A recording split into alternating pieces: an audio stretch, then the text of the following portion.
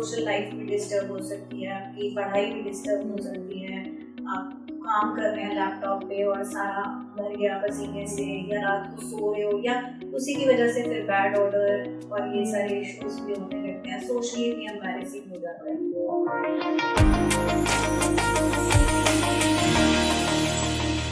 Hello everyone, this is Vidushi and you are watching The Good Health Show and today we are going to talk about hyperhidrosis। ये क्या होता है?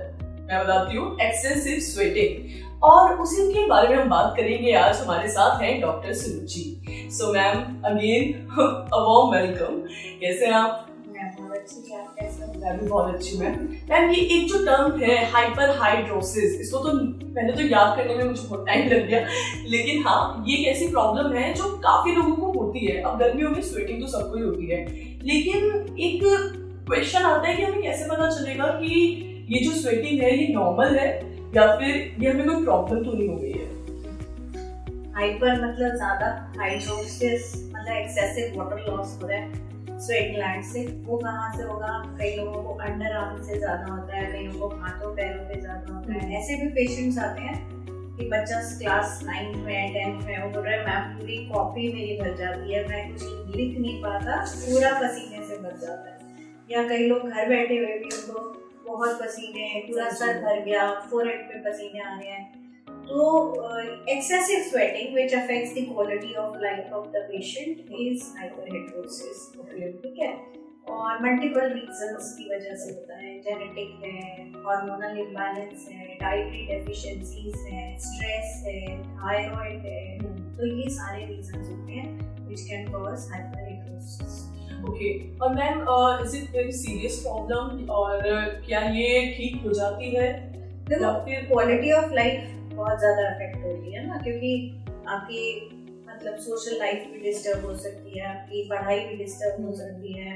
आप काम कर रहे हैं लैपटॉप पे और सारा भर गया पसीने से, या रात को सो रहे हो, या उसी की वजह से फिर बैड ऑर्डर और ये सारे इश्यूज भी होने लगते हैं। सोशली भी एम्बैरेसिंग हो जाता है।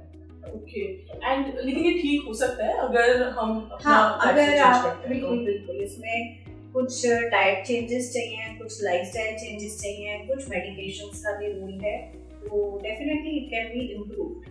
ओके, एंड जैसे आप बात कर रहे हैं लाइफस्टाइल चेंजेस की, तो मैं जानना चाहूंगी कि ऐसे कौन से हम लाइफस्टाइल चेंजेस या फिर डे टू डे चेंजेस कर सकते हैं जिससे हम इससे ओवरकम कर सकें। हाँ, तो कुछ ऐसी स्टडीज हैं जो कहती हैं कि अगर आप मैग्नीशियम की डेफिशिएंसी है, B12 की डेफिशिएंसी है, विटामिन D की डेफिशिएंसी है, तो बी कॉम्प्लेक्स इन जनरल की डेफिशिएंसी की टेंडेंसी फॉर हाइपरहाइड्रोसिस इंक्रीज कर देता है। और आज की डेट में तो हम देखते ही हैं कि ज्यादातर लोगों को ये सारे विटामिन डेफिशिएंट निकलते हैं। तो हमें उसे या तो डाइटरी सोर्सेज से पूरा करना है, कई बार वो पूरा नहीं हो पाते तो हमें सप्लीमेंट्स लेने पड़ेंगे, ठीक है, ताकि वो एटलीस्ट जो ट्रीटेबल कॉज ऑफ हाइपरहाइड्रोसिस है वो तो हम करेक्ट करें।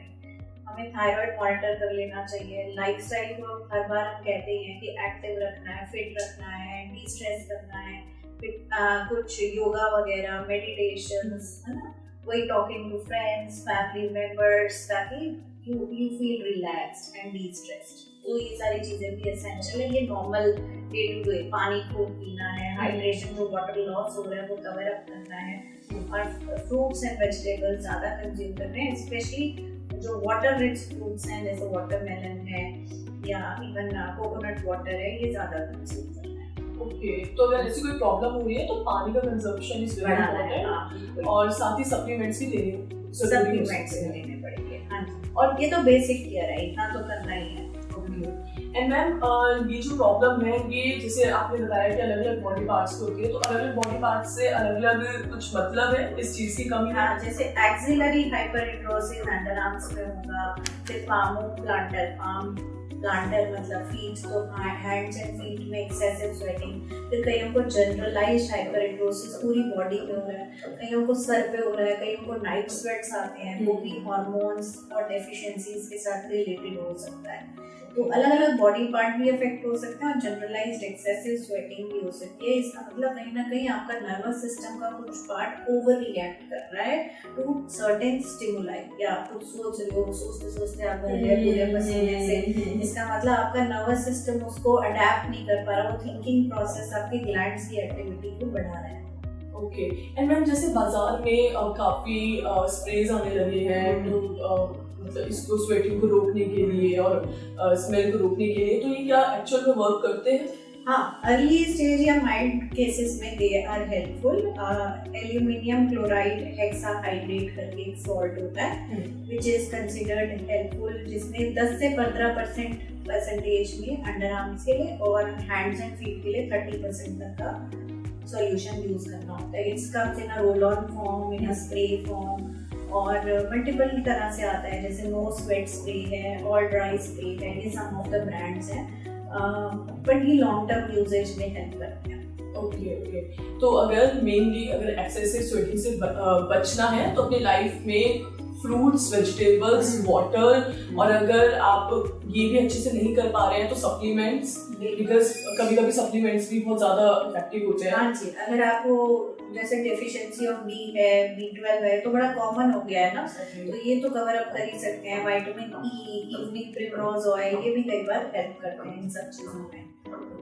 Ma'am to conclude this interview में ये जानना चाहूंगी कि ऐसे जैसे आपने ऑलरेडी बता दिया है lifestyle changes, dietary changes, still अगर कुछ ऐसी हमें छोटी छोटी चीजें अगर हमारे लिए कुछ ऐसी जरूरी है जिससे कि हम इस स्वेटिंग से बच सकते हैं, तो ऐसा अगर कुछ है तो आप प्लीज एड्रेस कीजिए।